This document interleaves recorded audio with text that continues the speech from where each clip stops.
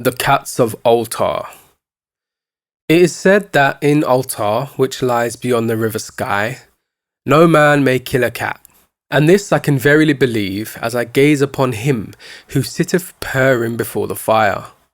For the cat is cryptic, and close to strange things which men cannot see. He is the soul of antique Egyptus, and bearer of tales from forgotten cities in Meroe and Ophir.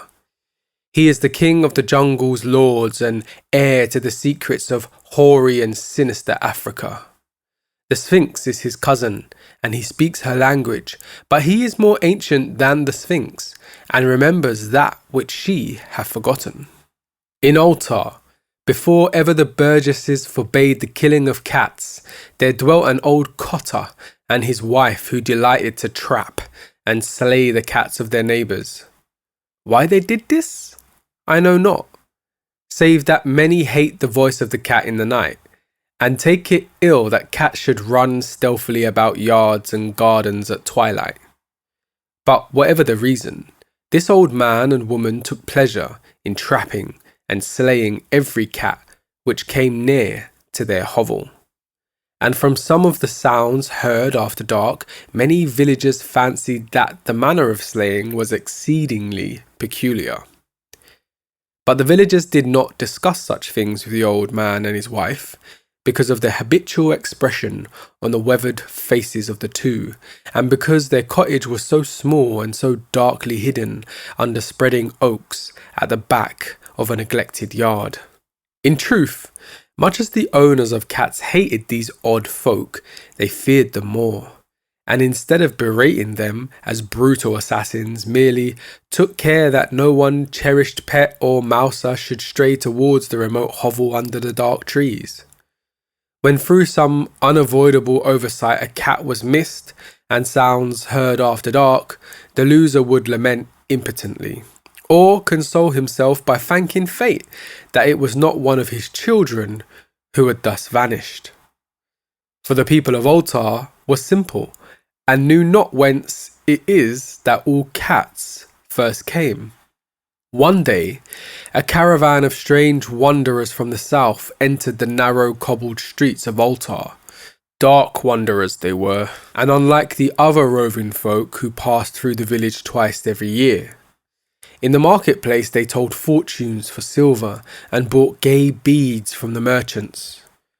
What was the land of these wanderers no one could tell, but it was seen that they were given to strange prayers, and that they had painted on the sides of their wagons strange figures with human bodies and the heads of cats, hawks, rams and lions.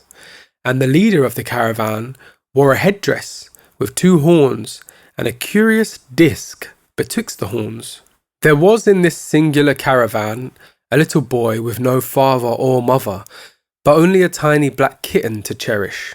The plague had not been kind to him, yet had left him this small furry thing to mitigate his sorrow, and when one is very young, one can find great relief in the lively antics of a black kitten. So the boy, whom the dark people called Menes, smiled more often than he wept, as he sat playing with his graceful kitten on the steps of an oddly painted wagon. On the 3rd morning of the wanderer's stay in Ulthar, Menes could not find his kitten, and as he sobbed aloud in the marketplace, certain villagers told him of the old man and his wife, and of the sounds heard in the night. And when he heard these things, his sobbing gave place to meditation, and finally to prayer.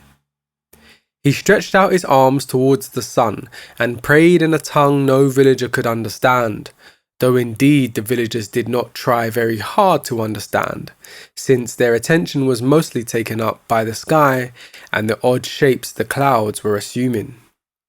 It was very peculiar, but as the little boy uttered his petition, there seemed to form overhead the shadowy, nebulous figures of exotic things, of hybrid creatures crowned with horn-flanked discs. Nature is full of such illusions to impress the imaginative. That night the wanderers left Ulthar, and were never seen again. And the householders were troubled when they noticed that in all the village there was not a cat to be found. From each hearth the familiar cat had vanished, cats large and small, black, grey, striped, yellow and white. Old Cranon, the burgomaster, swore that the dark folk had taken the cats away in revenge for the killing of Menez's kitten, and cursed the caravan and the little boy. But Nith, the lean notary, declared that the old cotter and his wife were more likely persons to suspect, for their hatred of cats was notorious and increasingly bold.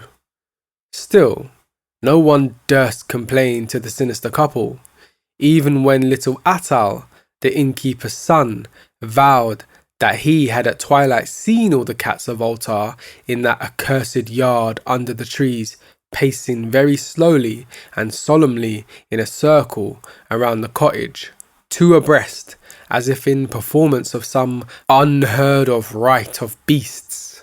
The villagers did not know how much to believe from so small a boy, and though they feared that the evil pair had charmed the cats to their death, they preferred not to chide the old cotter till they met him outside his dark and repellent yard. So Ulthar went to sleep in vain anger, and when the people awaked at dawn, behold, every cat was back at his accustomed hearth, large and small, black, grey, striped, yellow and white. None was missing. Very sleek and fat did the cats appear, and sonorous with purring content. The citizens talked with one another of the affair, and marvelled not a little.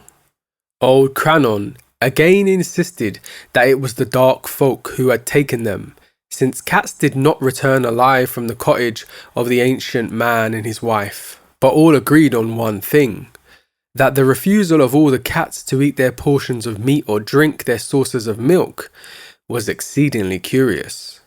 And for 2 whole days the sleek, lazy cats of Ulthar would touch no food, but only doze by the fire or in the sun. It was a full week before the villagers noticed that no lights were appearing at dusk in the windows of the cottage under the trees, that the lean Nif remarked that no one had seen the old man or his wife since the night the cats were away. In another week the burgomaster decided to overcome his fears and call at the strangely silent dwelling as a matter of duty, though in doing so he was careful to take with him Shang, the blacksmith, and Thal, the cutter of stone, as witnesses. And when they had broken down the frail door, they found only this: 2 cleanly picked human skeletons on the earthen floor, and a number of singular beetles crawling in the shadowy corners. There was subsequently much talk amongst the burgesses of Ulthar. Zath, the coroner, disputed at length with Nif, the lean notary, and Cranon, and Shang, and Thal were overwhelmed with questions. Even little Atal, the innkeeper's son, was closely questioned and given a sweetmeat as a reward. They talked of the old cotter and his wife, of the caravan of dark wanderers, of small Menez and his black kitten, of the prayer of Menez and of the sky during that prayer, of the doings of the cats on the night the caravan left, and of what was later found in the cottage under the dark trees in the repellent yard. And in the end, the burgesses passed that remarkable law which is told of by traders in Hatheg and discussed by travellers in Ner, namely, that in Ulthar no man may kill a cat.